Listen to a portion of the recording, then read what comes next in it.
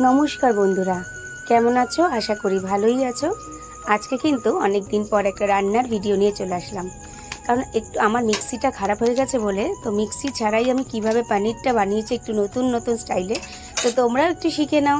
তো দেখো, আমি এখানে পনিরটা প্রথমে ম্যারিনেট করে নিয়েছিলাম একটু জিরের গুঁড়ো দিয়ে, আর একটু লাল মির্চ দিয়ে, আর ক্যাপসিকাম দিয়ে, আর একটু ব্ল্যাক পেপার দিয়ে একটু মিশিয়ে রেখে দিয়েছিলাম কিছুক্ষণ। তারপরে দিয়েছিলাম এদিকে আরেকটা বাটার তৈরি করে নিয়েছিলাম, সেটা হলো টক দই, একটু মেয়োনিজ, আবার একটু লাল মরিচের গুঁড়ো দিয়ে আরেকটা বাটার তৈরি করেছিলাম। তার মধ্যে একটু বেসনও আমি দিয়েছিলাম, আর একটু নুন, অল্প নুন দিয়ে আরেকটা বাটার তৈরি করে নিয়েছিলাম। তারপরেই দেখো, কড়াই গরম করে তারপরে দিয়ে দিলাম একটু বাটার দিয়ে ওই যে দিয়েছিলাম যে ম্যারিনেট করা যে রেখে দিয়েছিলাম ক্যাপসিকাম আর পনিরটা, ওটা একটু ছেড়ে দিয়ে ভেজে নিলাম।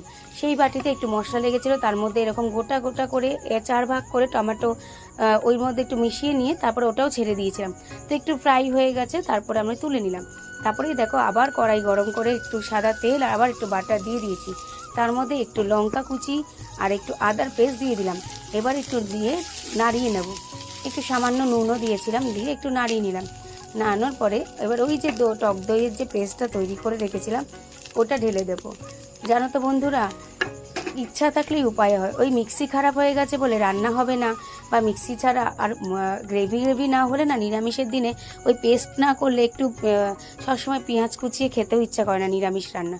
তো যাই হোক, দেখো এরকম কথা বলতে বলতে আমি কিন্তু ওটা কষানো হয়ে গেছে টক দইটা, যেটার মধ্যে আমি বেসন টেসন মিশিয়ে, বেসন মেয়োনিজ সব মিশিয়ে রেখেছিলাম। তো তারপরেই আমি কিন্তু ওই ম্যারিনেশন করা জিনিসটা ছেড়ে দিলাম। তারপরেই দেখো আমার কি সুন্দর পনিরটা খুব সুন্দর রেডি হয়ে গেছে। তার মধ্যে কিন্তু আমি একটু কাসুরি মেথিও দিয়ে দিয়েছিলাম। তো ভাবলাম যে এটা করেছি যখন, একটু রাইসও বানিয়ে নিই।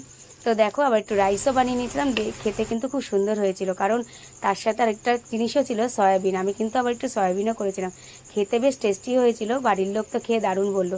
তো তোমরাও এরকম করতে পারো।